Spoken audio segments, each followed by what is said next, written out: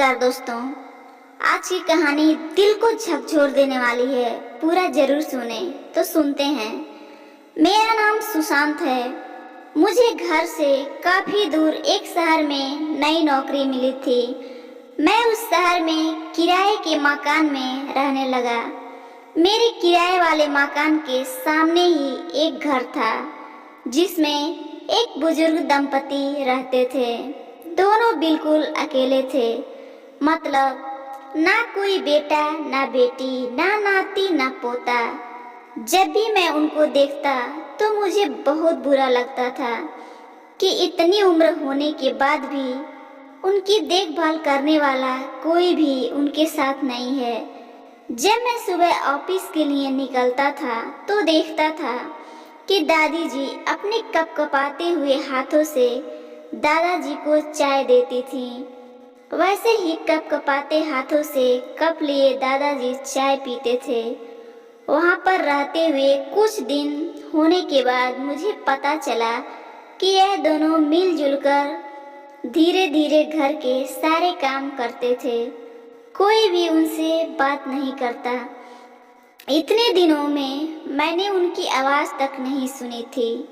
जब मैं शाम को ऑफिस से घर आता था तब दोनों को घर के आंगन में बैठे पाता था और उन दोनों के चेहरों पर थकान साफ साफ नजर आता था।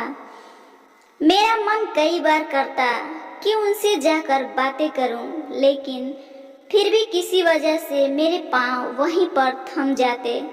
मैं जब जब उन्हें देखता था मुझे मेरे दादा दादी की बहुत याद आती और मैं घर पर फोन लगाकर उनसे बात कर लिया करता। एक दिन जब मेरे ऑफिस में छुट्टी थी तो मैंने देखा दादी जी काम कर रही थी, लेकिन उन्हें रोज की अपेक्षा आज काम करने में कुछ ज्यादा ही तकलीफ हो रही थी। मैंने उनके पास जाकर पूछा कि दादी जी, आपकी तबीयत तो ठीक है ना? क्या मैं आपकी कोई मदद कर सकता हूँ? उन्होंने प्रतिक्रिया नहीं दी। मैंने दोबारा उनसे पूछा, बताइए दादी जी, मैं क्या करूं आपके लिए? उन्होंने फिर भी कोई उत्तर नहीं दिया। मुझे काफी आश्चर्य हुआ। कुछ समय बाद दादाजी वहां आए और वह भी कुछ नहीं बोले। मैंने फिर से बात को आगे बढ़ाते हुए कहा, मैं इसलिए यहाँ आया हूँ कि मैं आपकी मदद करना चाहता हूँ।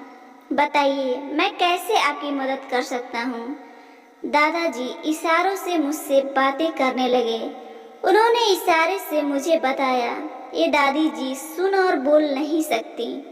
उन्होंने यह भी बताया कि वह खुद भी बोल नहीं सकते, वह सुन सकते हैं, मेरी बात समझ सकते हैं। उन्होंने इशारे से दादी से कुछ कहा और दादी ने मेरी तरफ देखकर मेरे माथे पर हाथ फेरा। मैं उन दोनों की तरफ देखते ही रह गया और न जाने कब मेरी आंखों से आंसू बहने लगे। उस दिन के बाद जब भी मुझे समय मिलता तो मैं उनके पास चला जाता। वह मुझ पर बहुत प्यार बरसाते। अब तो मुझे उनके इशारे की मीठी भाषा भी बहुत अच्छे से समझ में आने लगी थी।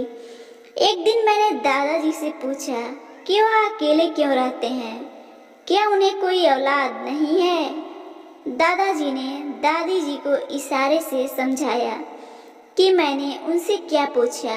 फिर दोनों मेरे हाथ पकड़कर मुझे आंगन में ले आए और अपने आंखों के आंसू पोंछे और उंगली का इशारा करते हुए मुझे एक साइकिल दिखाए। साइकिल को देखकर मैं समझ गया कि उनके परिवार वाले उन्हें छोड़कर कहीं जा चुके हैं और अब उनके हिस्से में केवल यादें ही बची हैं। उन्हें रोता हुआ देखकर मैं भावुक हो गया और मैंने दोनों को गले से लगा लिया। उन्होंने मेरे ऊपर अपने सीने में सालों से बंद प्यार के बादलों से प्यार की इतनी बारिश कर दी कि मैं पूरी तरह उसमें भीग गया। दोस्तों, एक छोटी सी कहानी आपको कितना सीख देती है जरूर बताएं। और हाँ, ऐसे ही कहानी सुनने के लिए इस चैनल को जरूर सब्सक्राइब करें। धन्यवाद दोस्तों।